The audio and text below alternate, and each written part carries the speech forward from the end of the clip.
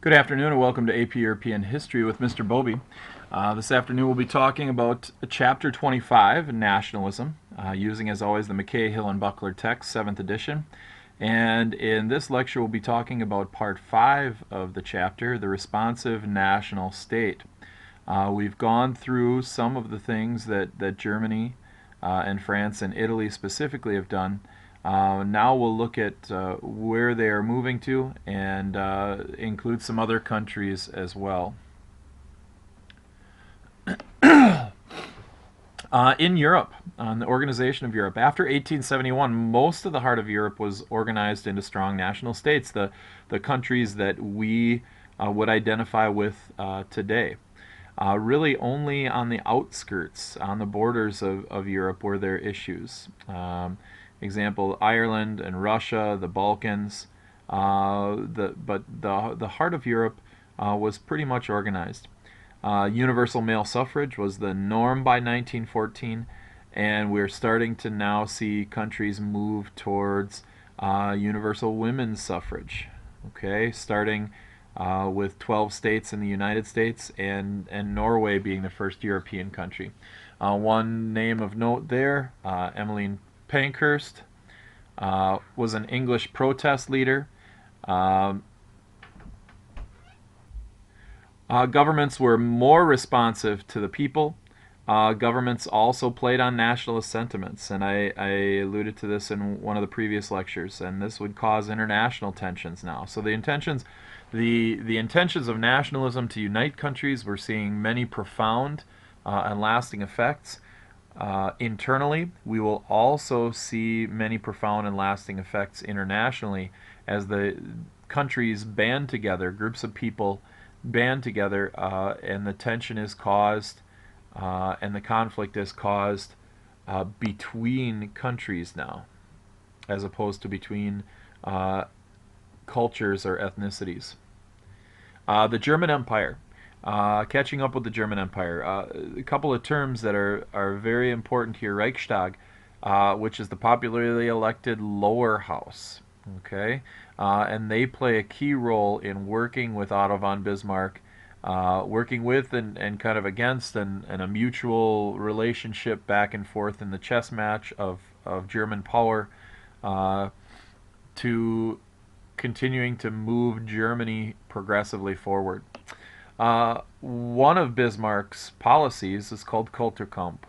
And Kulturkampf is means struggle for civilization. Basically, what that is Bismarck's attack on German Catholics.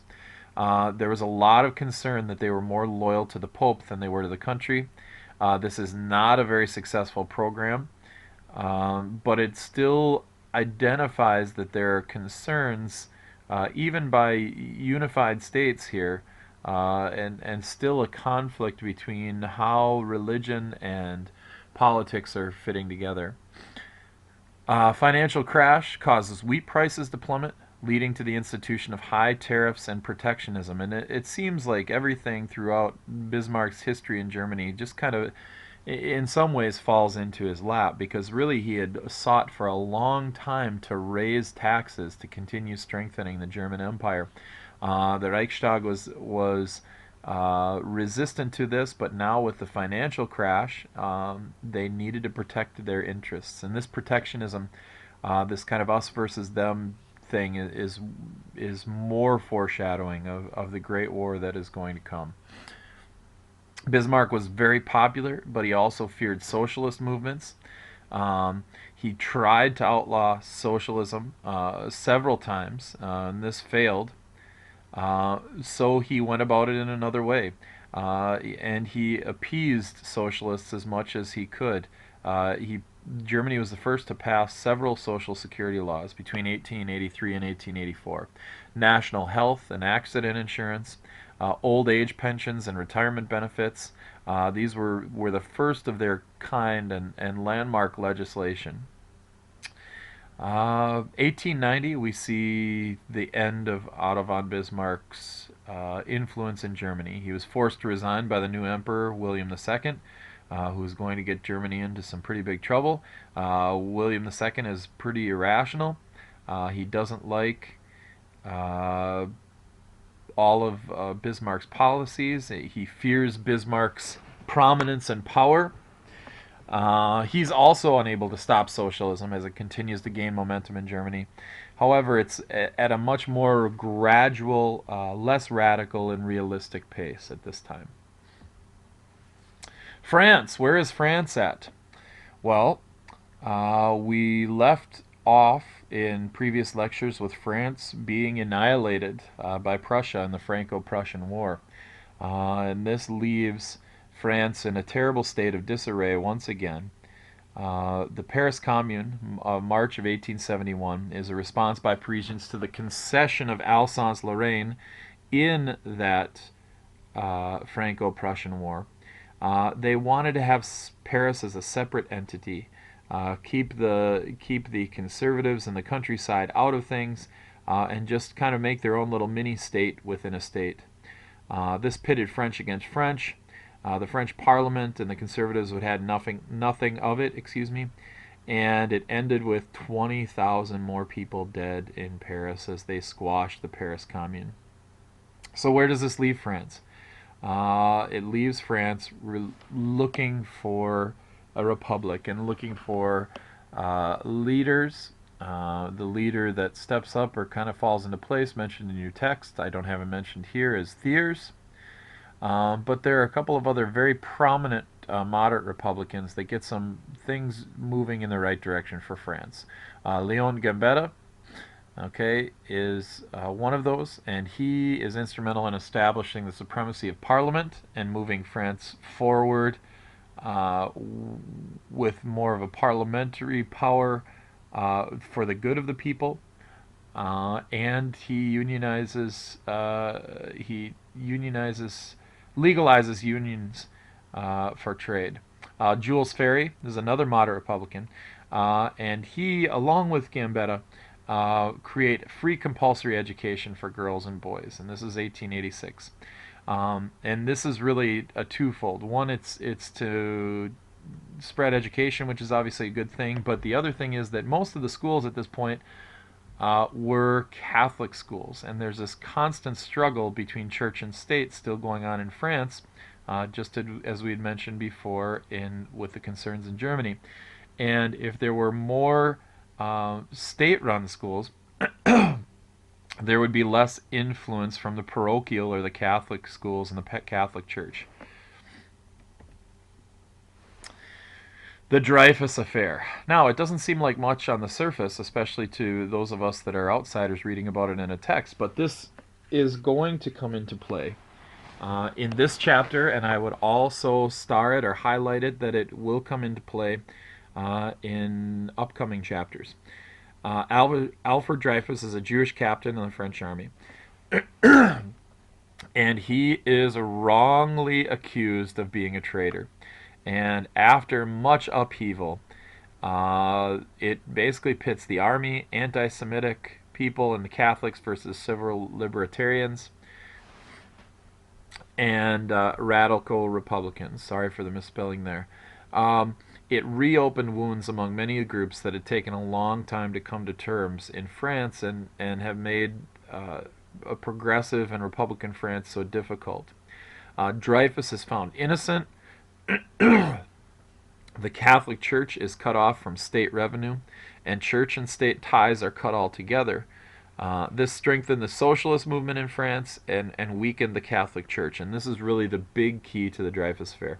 Strengthens the socialist movement and weakens the Catholic Church in France. And I go to that bullet point just above that, and we think that we may not understand how that works, but up to this point, the Catholic Church was totally financed by state revenue and taxes. And this cut ties all together. It weakens the Catholic Church and allows France one less roadblock in moving towards a more unified government-run state. Great Britain. Where's Great Britain in all of this? And why haven't we been talking about them? It's because they've been moving along fairly peacefully to this point. They do not have the same types of radical things going on with the exclusion, obviously, of Ireland. A few big names, a few big ideas that we need to talk about in Britain. John Stuart Mill, he wrote an essay on liberty in 1859, really questioning how we protect the rights of individuals and minorities. And he sought to protect and explore individual differences. Universal male suffrage had been going through a series of changes and being recognized by the people. 1832, all solid middle class males. 1867, all middle class and solid workers. Benjamin Disraeli and the conservatives moved this through. In 1884, the third reform bill grants almost every adult male in Great Britain the right to vote. Okay, the people's budget.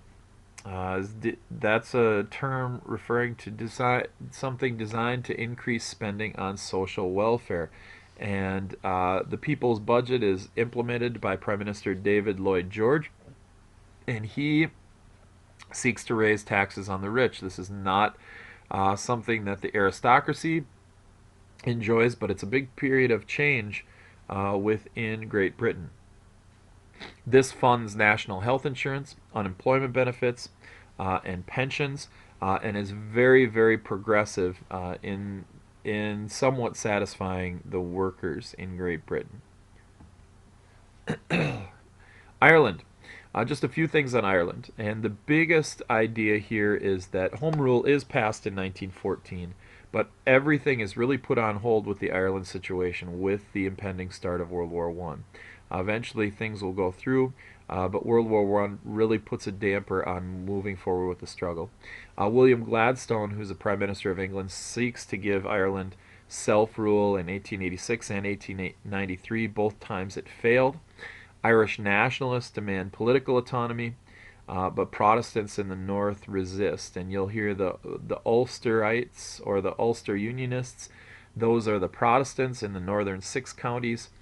They, to this day, are still part of the British Empire, where the lower 30 counties are Irish and Catholic. And it really is a Catholic and Protestant struggle that we'll continue to talk about.